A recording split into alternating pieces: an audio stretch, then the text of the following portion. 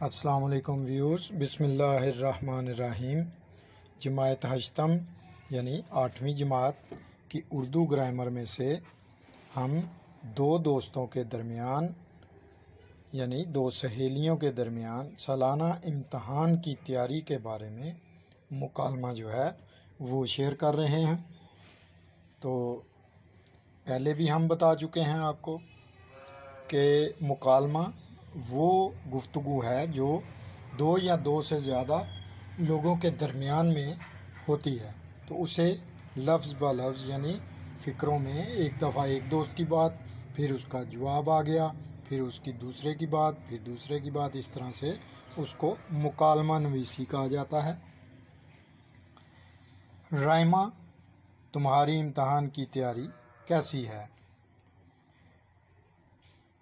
فضا، میری تیاری اچھی ہے سوائے ریاضی کے، مجھے ریاضی کی بہت سی مشقیں بالکل سمجھ نہیں آئیں، سخت پریشان ہوں۔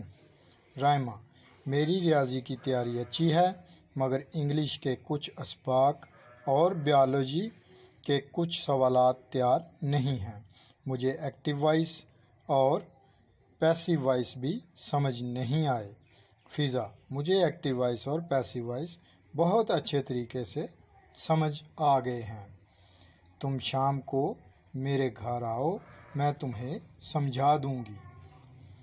رائمہ، بہت اچھا، اور تم بھی ریاضی کی فکر نہ کرو، میں تمہیں وہ تمام مشقیں مکمل کروا دوں گی جو تمہیں سمجھ نہیں آئیں۔ اس طرح سے گفتگو ہم جو دو دوستوں کے درمیان، دو سہیلیوں کے درمیان سالانہ امتحان کی تیاری کے سلسلے میں ہو رہی ہے، اس کو فقرہ یعنی جو ایک طرف سے ہے اس کا نام ساتھ لکھ کے، تو پھر دوسری دوست کی طرف سے جو جواب آیا پھر اس کا نام لکھ کے اس کے آگے وہ فقرہ، تو اسی طرح سے اس کو مکالمہ نویسی کو جاری رکھتے ہیں۔ فضا، میں چاہتی ہوں میرے امتحان میں بہت اچھے نمبر آئیں۔ رائمہ، میں بھی یہی چاہتی ہوں۔ فضا، کیوں نہ ہم دونوں مل کر محنت کریں؟ رائمہ، بالکل ٹھیک۔ فضا، تم آج شام کو میرے گھر ضرور آنا۔ رائمہ، انشاءاللہ ضرور آؤں گی، ہم مل کر محنت کریں گے اور جماعت میں ضرور پوزیشن لیں گے۔